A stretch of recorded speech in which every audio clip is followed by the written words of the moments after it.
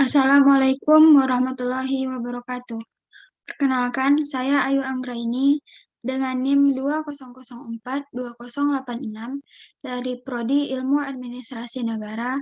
Pada kesempatan kali ini, saya akan mempresentasikan suku yang saya anut, yaitu suku Minangkabau, guna untuk pemenuhan jawaban ujian mata kuliah Studi Masyarakat Indonesia dengan dosen pengampu Bapak Nofrion MPD. Baiklah, untuk materi pertama, yaitu sejarah dan asal-usul suku Minangkabau. Sejarah Minangkabau hanya dapat diketahui melalui Tambo. Tambo adalah suatu hikayat yang menjelaskan tentang asal-usul nenek moyang Minangkabau, sampai tersusunnya ketentuan-ketentuan adat dan budaya Minangkabau yang berlaku sekarang. Dalam masyarakat Minangkabau, masa lampau, penyebaran Tambo umumnya berlangsung dari nenek mama, kemudian dari mama ke kemanakan, secara terus-menerus. Isi Tambo yang penting diceritakan yaitu mengenai asal nenek moyang dan ketentuan adat. Pertama, dilakukan secara lisan melalui kaba atau dinyanyikan. Kemudian muncul Tambo berbentuk tulisan dengan huruf Latin dan Arab. Munculnya tulisan-tulisan mengenai Tambo yang relatif seperti asli ditulis oleh Batuah Sango pada tahun 1955 dan Datuk Nagari Basa tahun 1966. Dalam ketiadaan catatan sejarah itu, masyarakat Minangkabau umumnya sepakat mengatakan bahwa nenek moyang mereka berasal dari puncak Gunung Merapi di Sumatera Barat, sebagaimana terungkap dalam pepatah adat sebagai berikut, di mana titik palito dari Tangluang nan Barapi, dari mana asal nenek moyang kita dari puncak Gunung Merapi. Tun Sri Lanang 1621, Yamin 1951 Sejarah Melayu. Di dalam Tambo, Alam dikutipkan beberapa kalimat yang memberikan petunjuk bahwa nenek moyang suku Minangkabau berdatangan dari Tanah Basa atau India Selatan yang menempuh perjalanan laut. Para ahli sejarah telah sepakat mengatakan bahwa nenek moyang suku Minangkabau terdiri dari sekelompok manusia yang telah mendiami daerah selingkar Bukit Barisan Gunung Merapi. Percampuran bangsa Proto-Melayu dan Deutero-Melayu yang datang secara bergelombang antara kurang lebih 2000 sebelum Masehi hingga 250 sebelum Masehi, yang menurunkan nenek moyang suku Minangkabau. Mereka menganut adat matrilineal yang sampai kini dikatakan adat yang tak lapuk kena hujan, yang tak lekang kena panas. Pada zaman yang panjang berikut, perkembangan penduduk dan penyebarannya ke seluruh pelosok, sejak mulai tarata, dusun, kota, dan nagari berjalan menurut irama yang semestinya, sampai terdengar berita-berita terbentuknya kerajaan-kerajaan yang membawa naiknya nama Minangkabau ke gelanggang sejarah. Selanjutnya yaitu nilai-nilai luhur yang dianut suku Minangkabau. Yang pertama yaitu berbuat jasa atau budi. Dalam ungkapan adat disebut bahwa hidup bejaso mati bapusako. Maksudnya adalah agar orang Minang mau bekerja keras agar dapat meninggalkan pusaka bagi anak kemenakan serta masyarakat.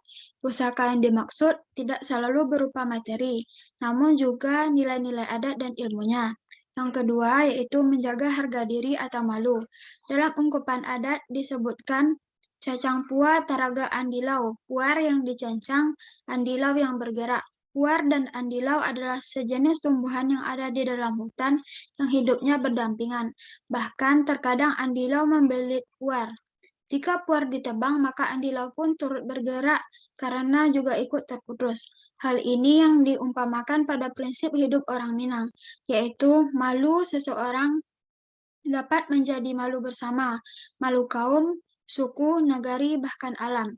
Untuk itu, seorang individu diharapkan dapat menjaga harga diri serta martabatnya. Pun seorang individu mestilah berusaha keras agar tidak menanggung malu karena ketertinggalan ataupun keterbelakangan. Dengan begitu, malu pada dasarnya merupakan sesuatu yang positif untuk mencapai sesuatu yang lebih baik. Yang ketiga, yaitu bekerja keras. Bekerja keras merupakan suatu keharusan bagi masyarakat Minangkabau. Bekerja keras ini diungkapkan dalam ungkapan kayu hutan bukan andaleh, elok dibuat kalamari.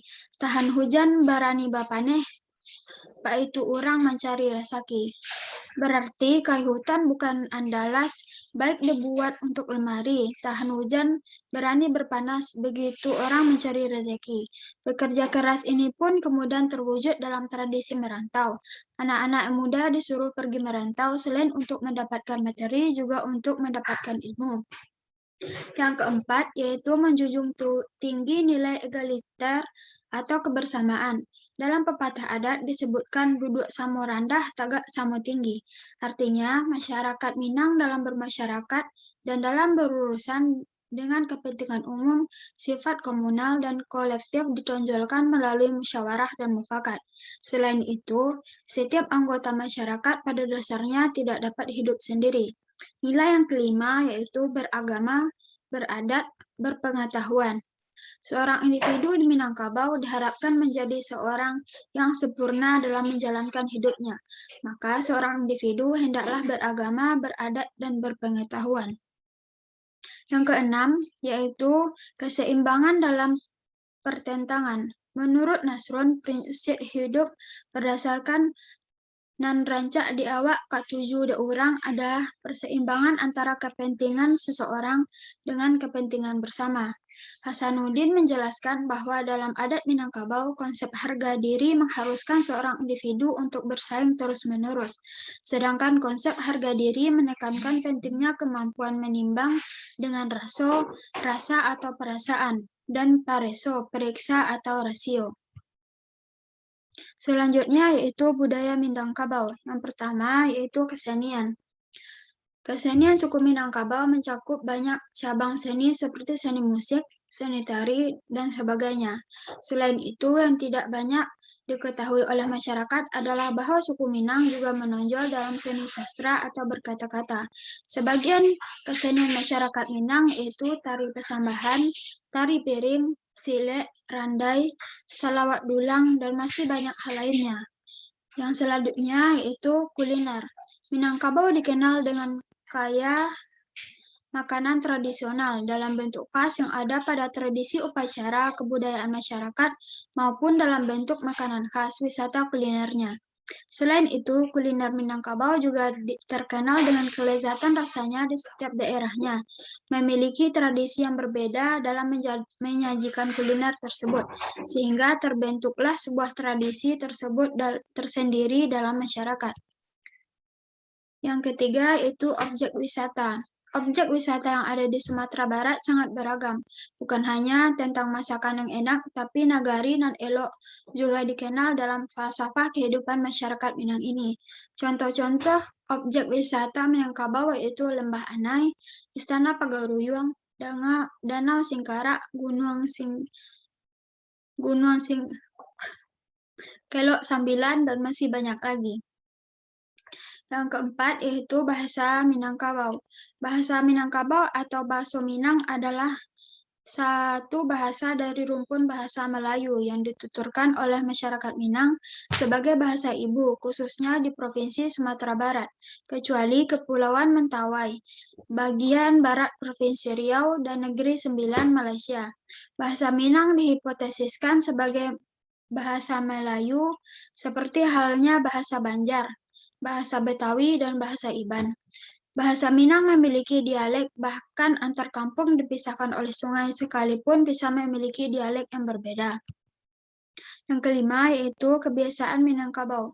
Banyak kebudayaan Minangkabau yang tetap dijalankan sesuai dengan adat yang berlaku dalam kehidupan bermasyarakat. Di antaranya yaitu upacara turun mandi, makan bajamba, batagak pangulu, tabui, pacu itiak, dan banyak hal lainnya yang tetap dilestarikan walaupun kemajuan zaman sudah sangat canggih.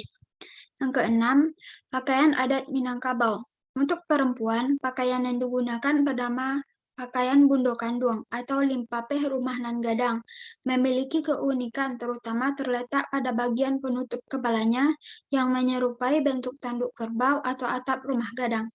Untuk pria, bernama pakaian penghulu. Sesuai dengan namanya, pakaian ini hanya digunakan oleh tetua adat atau orang tertentu saja, di mana dalam pemakaiannya pun diatur sedemikian rupa oleh hukum adat yang berlaku.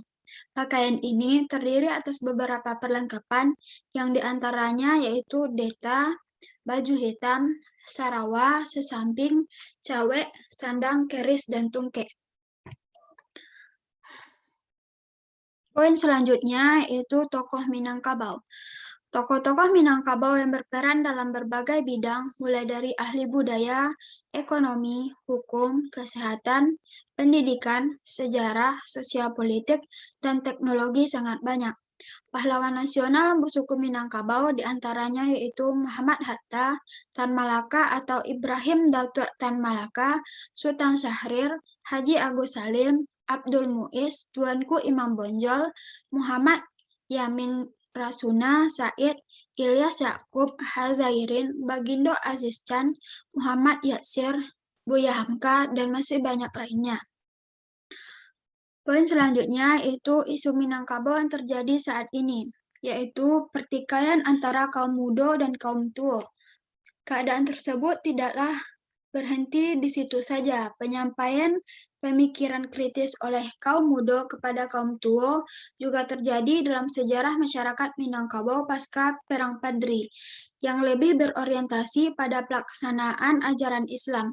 Konflik ini berlangsung antara kaum muda yang menginginkan ajaran Islam dilaksanakan sesuai dengan nilai-nilai yang terdapat dalam Al-Quran dan Sunnah yang telah banyak diselewengkan, serta mengajak memahami universalitas ajaran Islam secara modern dan elastis, dengan kaum tua yang berupaya untuk memahami ajaran Islam secara tradisional dan kaku, serta tetap mempertahankan adat yang telah mereka bangun sebelumnya. Sekian presentasi dari saya, salah dan janggal saya mohon maaf. Wassalamualaikum warahmatullahi wabarakatuh.